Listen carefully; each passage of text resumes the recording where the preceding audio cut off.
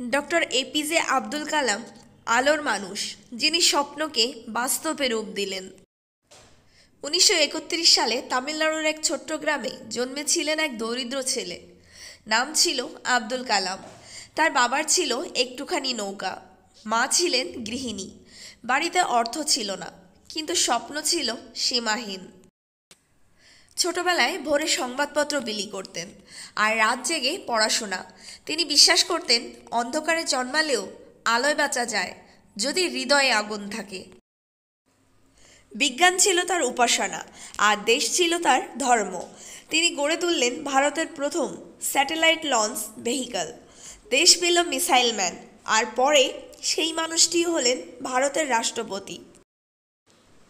কিন্তু গৌরবের শিখরেও তিনি বিনম্র, মাটির মানুষ ছিলেন।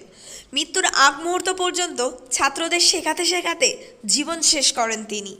তিনি প্রমাণ করে গেলেন একজন শিক্ষকই জাতির প্রকৃত নির্মাতা। মানুষের অন্তরে স্পর্শ করা ডাক্তার আব্দুল কালামের 20টি গভীর বাণী। জীবনের প্রতিটি ব্যর্থতা তোমাকে সফলতার এক ধাপ কাছে নিয়ে যায়, যদি তুমি হাল না ছাড়ো। স্বপ্ন দেখা মানে শুধু চোখ বন্ধ করা নয়, বরং হৃদয়কে জাগিয়ে তোলা। যে নিজের ভয়কে জয় করতে পারে, সেই পৃথিবীকে বদলে দিতে পারে। সফল হতে চাইলে প্রথমে নিজেকে চেনো, কারণ অচেনা মানুষ কখনো বড় হয় না। তুমি যতবার পড়ে যাবে ততবার ওঠো, কারণ প্রতিটি পতন তোমাকে শক্তিশালী করে। একজন মহান মানুষ কখনো অন্যদের পরাজয়ে নয়, তাদের জাগরণে আনন্দ খোঁজে। তুমি যদি কষ্টে ভেঙে না পড়ো, তবে সেই কষ্ট একদিন তোমার অলংকার হবে। প্রত্যেক অন্ধকারের ভিতরে একটু আলো থাকে, শুধু সাহস চাই সেটা দেখতে। তোমার চিন্তা যত বিশুদ্ধ, তোমার পথ তত উজ্জ্বল হবে। যে নিজের লক্ষ্যকে ভালোবাসে, তার জীবনে কোনো কাজই ভারী লাগে না। শিক্ষা এমন এক আলো যা মানুষকে নিজের অন্ধকার থেকে মুক্ত করে। নিজের ভাগ্য লিখে নাও, কারণ অন্য কারো হাতে তোমার কলম থাকা উচিত নয়। বড় হতে চাইলে প্রথমে ছোট হতে শেখো।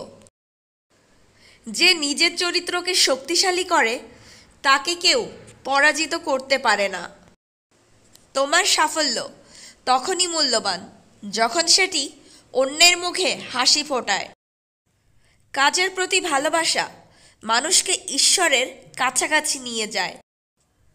যে স্বপ্ন দেখে সেই ইতিহাস লেখে, আর যে হাল ছাড়ে সেই ইতিহাস থেকে মুছে যায়। সাফল্যকে তাড়া করো না, নিজেকে এমন করে গড়ো যেন সাফল্য তোমাকে খুঁজে নেয়। যে নিজের মনকে জয় করতে পারে, সে জগৎকেও জয় করতে পারে। মৃত্যু একদিন আসবেই, কিন্তু তার আগে যেন তোমার স্বপ্ন মরে না যায়।